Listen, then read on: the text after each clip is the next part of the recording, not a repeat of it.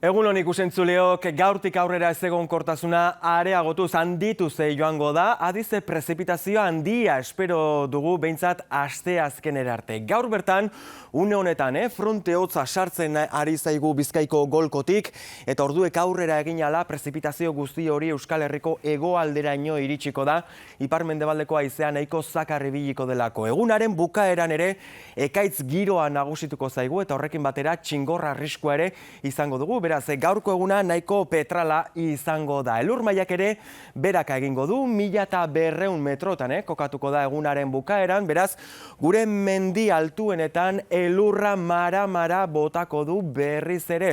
Eta termometroi dagokionez, goiz honetan zehar temperatura nahiko suabeak izango ditugu, baina arratsaldean orduek aurrera egin ala freskatzerantz egingo du. Halere, beroenak, ipar isurialdean 15 graduren bueltan ibiliko dira, Bilbon, Donostian, Baionan esate baterako, 14 Maulen, 13 Arrasaten, eta Euskal Herriko barnealdean 11 esate baterako Gasteizen, 13 Iruñan, 16 Tuteran, eta temperatura hotzenak egunaren bukaeran izango dira.